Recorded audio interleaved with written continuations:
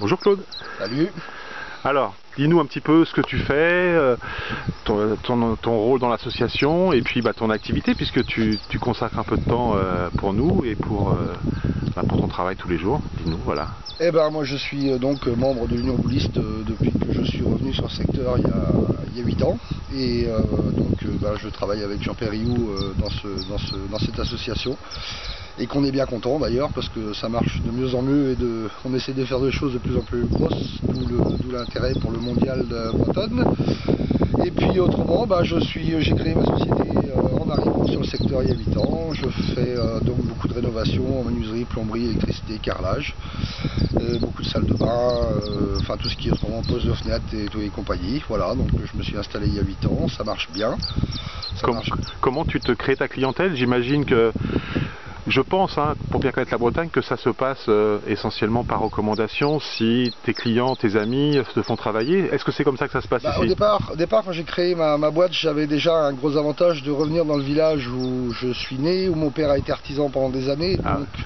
Donc j'ai quand même récupéré une partie de sa clientèle qui lui faisait confiance à lui, donc qui m'ont fait confiance à moi. Et puis après, c'est le bouche à oreille et la qualité de son travail et le voisinage, tous les gens qui me connaissent maintenant. Donc je travaille comme ça et puis ma publicité c'est mon travail et le bouche à oreille. Tu travailles avec des particuliers, avec des entreprises? Alors, essentiellement des particuliers. D'accord. Quasi à 95% c'est des particuliers. Et ton périmètre d'action, tu te limites ou tu peux aller, je dis une bêtise, jusqu'à Guingamp ou pas?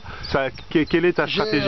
Oui, ça m'est déjà arrivé d'aller à Guingamp. On m'a proposé d'aller bosser à Rennes il n'y a pas très longtemps à Brest pour changer un chauffe-eau. J'ai dit non, franchement. Ouais, tu te dis pour les frais, pour les coûts. Ça va me coûter beaucoup plus cher que voilà. Donc dans mon secteur d'activité, c'est je dirais Perros, Ploumanac. Si je vais jusqu'à Trébordin aussi bosser, de l'autre côté Plougrescan et puis sur l'Agnon quoi. Enfin, je veux dire. D'accord. Donc on va dire. Ça représente déjà un secteur assez important. La partie nord du Trégor. Voilà, tout à fait. Ouais. Okay. C'est déjà assez important. Et il y a de quoi faire parce que c'est une belle côte. Il y a des maisons, oui, et il y a des rénovations. Et puis il y a de la rénovation, mais bizarrement on travaille.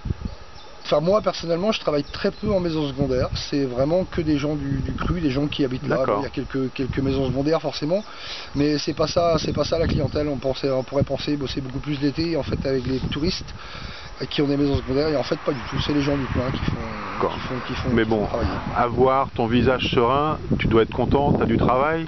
Ça va, je ne vais pas me plaindre, on a senti la crise comme tout le monde, maintenant le bâtiment repart bien, donc ça repart, on a souffert un peu, mais le principal c'est de tenir le coup. Alors mes oreilles ont cru entendre que pour l'association, tu avais proposé tes services pour créer quelque chose d'un petit peu innovant. J'ai cru comprendre qu'autour des allées dont nous allons équiper de tribunes, tu as proposé tes services pour créer des panneaux d'affichage qui permettront au public, on espère nombreux, de voir les scores des parties, parce que souvent ce qu'on constate, c'est que les gens qui regardent les parties, ils ne savent pas si la partie elle est à 0-0, à 2-2. Quand on fréquente un peu les allées de boules, on sait comment ça se passe, notamment à Cargoz, et quand on regarde les dernières parties, on essaie de suivre 2-3 parties en même temps, et on n'arrive jamais à savoir. Alors c'est toujours combien ils sont.